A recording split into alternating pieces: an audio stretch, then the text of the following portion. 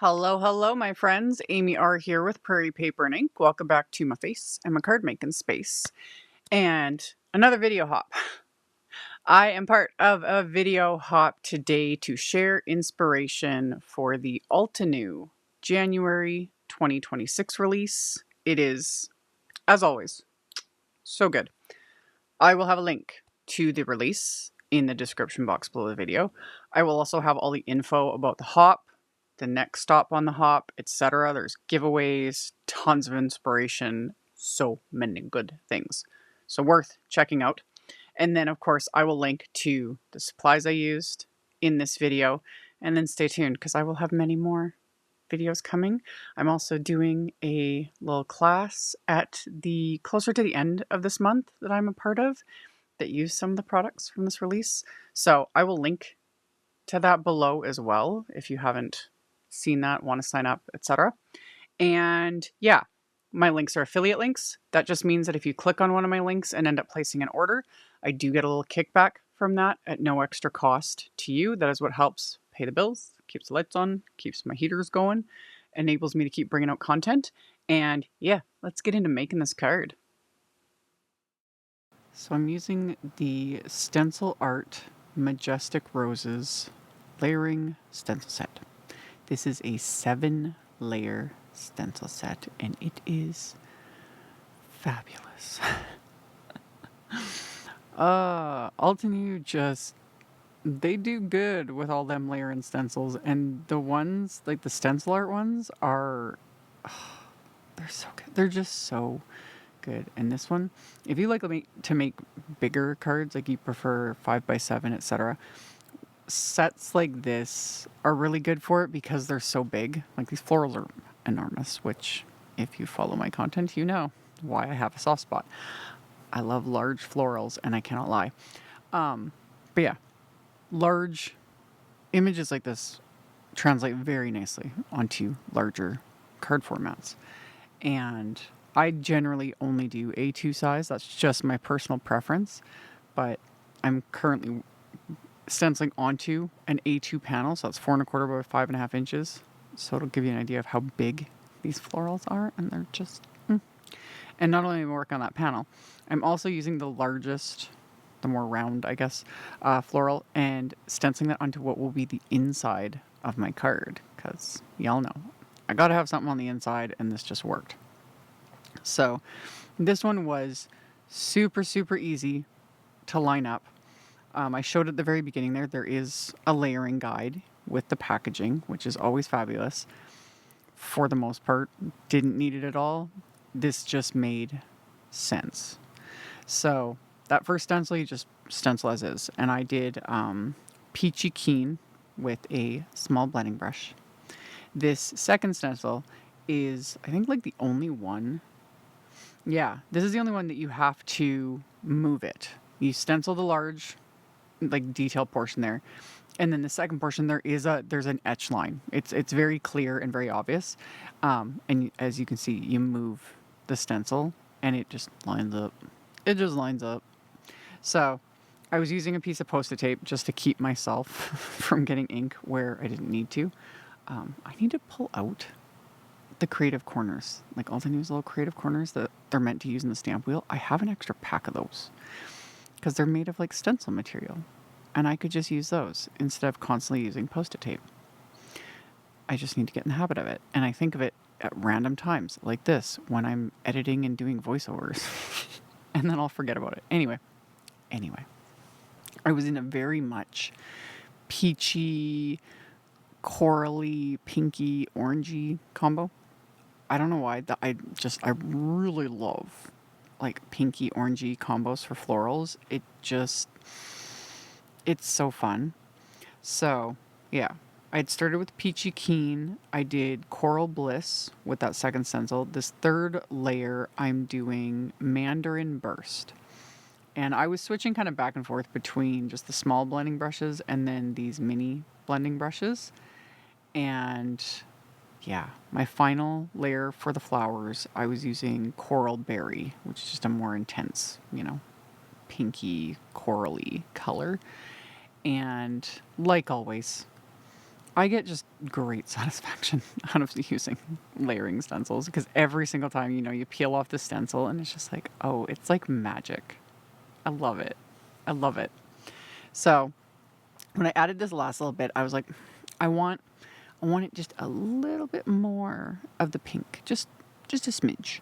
So I actually went back to this first, just wide open stencil basically, and I took that same coral berry, but now I'm using a very light hand, and I'm like tapping off the ink on the lid of my ink pad as well, just because I don't want like full strength. This is a darker color, and I'm just lightly blending it, kind of pulling the ink from the edges of the stencil, and it just adds that little bit more of that like kind of coral color to this, and that made me happy.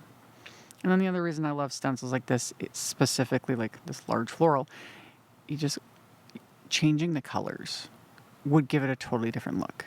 You could do more like muted pinks and then do more like brown shades for the greenery and give it that more vintage look. You could go like super crazy fun bright and do blues. Yellows would look amazing. Like,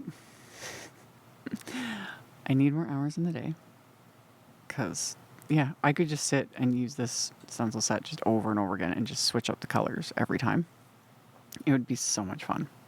So, for the greenery, I used the shades from the Tropical Forest quad. So I did bamboo and then parrot, and now I'm going in with olive.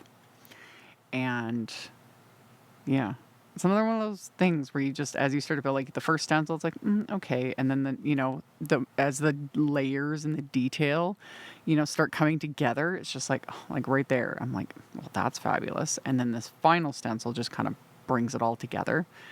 And it just made me happy. So you could always leave it like this. We could just stencil. Heck, I could have done this right onto the card base, That's also where switching up colors, because you could do it in like an entire set of like all sorts of different colors, or if you're going to give it as a gift, like whatever the recipient's favorite color combo is, you could just stencil it on the front of the card, add a little something to the inside, add some sentiments, you're good. But I wanted to add texture, and you could do this multiple ways. You could run this through an embossing folder with whatever textured embossing folder. You could use a large background wafer die with piercing detail. I've done that tons, love it. Another way is to use press plates. So I was kind of flipping through a bunch of these press plate backgrounds I have from Altenew, including that fabulous wood grain that I used many, many, many times. I almost used it for this because it would have looked great too. But instead, I went with the Rustic Burlap press plate. And I'm not using my Better Press with this, although it was in the back of my mind because I was like, or even using it the way I use it, but adding ink to the plate, could have done that too. Just a really, really, really light ink. That would have looked cool. But I just wanted texture for this go. So I'm using this with my Anna Griffin Empress machine. I've got the whole little sandwich there on the screen. You can do this with pretty much any die cut machine. Whatever the sandwich is for embossing with your wafer dies is what you would use. And the press plates, because they're a bit thicker than wafer dies, it'll give you this deep, like, look at that. It looks like fabric. I love it. So yeah, could have added, a really light ink to this as well, just depending on the look you're going for. So yeah, I love it.